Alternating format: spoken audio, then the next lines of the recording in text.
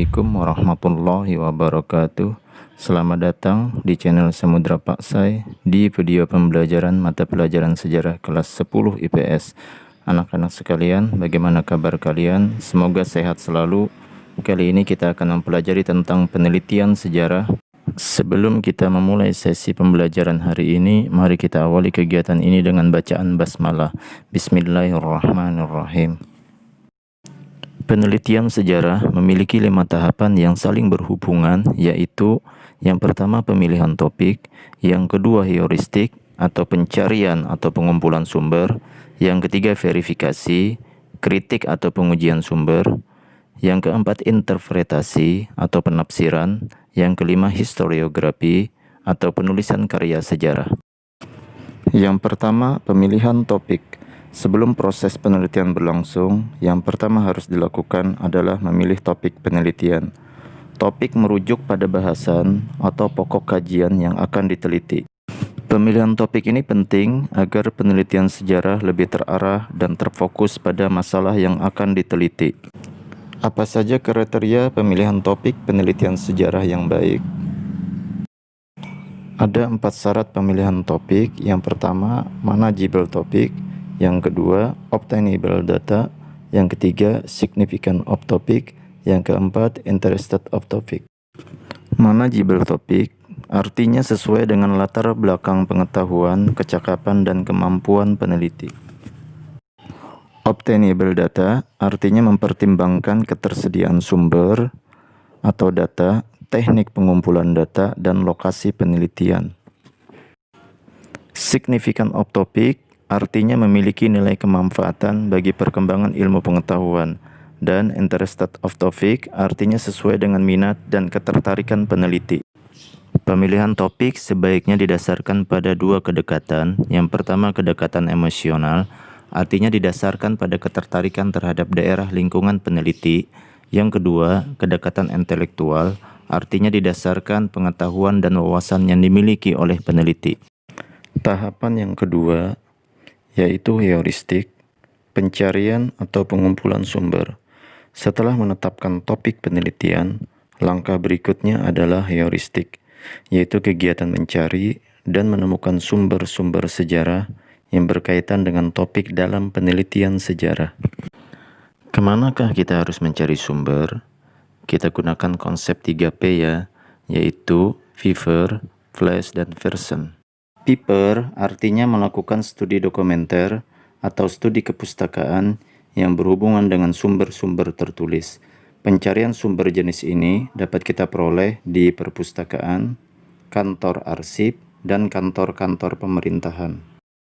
Flash artinya melakukan kunjungan ke tempat atau lokasi penelitian untuk melihat benda atau menemukan orang-orang yang masih hidup dan menjadi saksi dari peristiwa. Dan version artinya mendatangi ahli-ahli atau narasumber, baik itu pelaku atau saksi, untuk diwawancarai dan memperoleh informasi.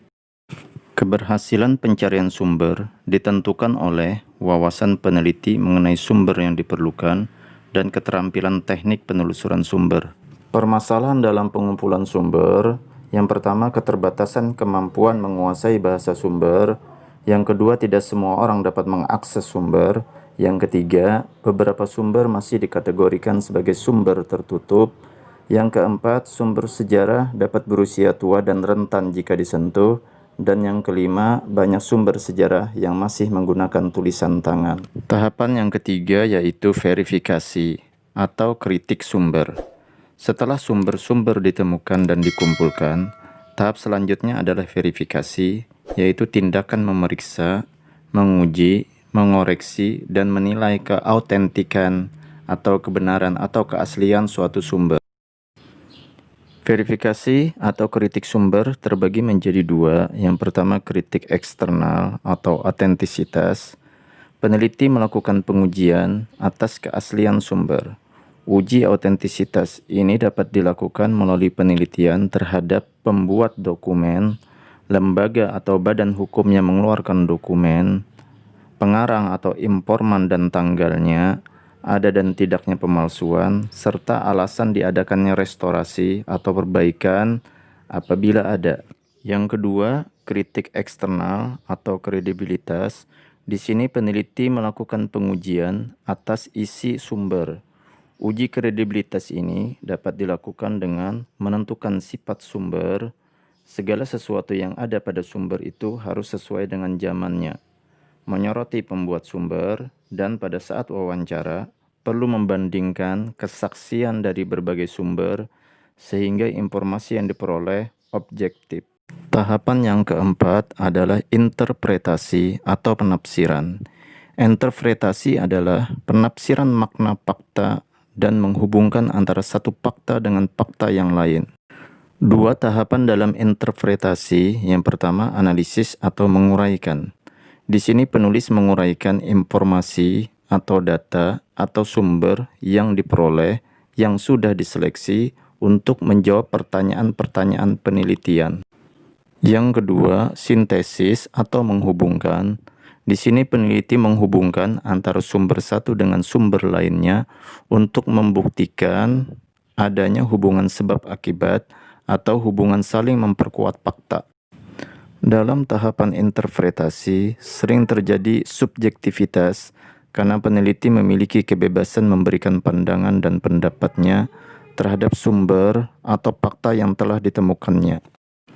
Tahapan yang kelima adalah historiografi atau penulisan sejarah. Historiografi merupakan tahapan terakhir yang dilakukan dalam penelitian sejarah. Historiografi yaitu kegiatan yang menyajikan hasil penelitian sejarah menjadi tulisan sejarah. Proses penulisan sejarah merupakan tahapan yang paling krusial karena hasil temuannya akan dibaca dan dinilai banyak orang. Sehingga penulis sejarah harus memiliki kemampuan menulis dan kemampuan berimajinasi untuk menghasilkan karya sejarah yang dapat dipertanggungjawabkan dan enak dibaca. Sistematika penulisan sejarah terdiri dari pendahuluan yang berisi latar belakang, rumusan masalah, tujuan penelitian, tinjauan pustaka, metode dan sumber, serta sistematika penulisan. Yang selanjutnya pembahasan berisi hasil dan pembahasan mengenai data dan fakta yang ditemukan. Dan yang terakhir penutup berisi kesimpulan atau hasil penelitian secara umum. Kalian bisa lihat contoh-contoh historiografi karya penulisan sejarah, yaitu buku-buku sejarah yang ditulis oleh sejarawan ataupun laporan-laporan penelitian sejarah yang dilakukan oleh sejarawan atau mahasiswa.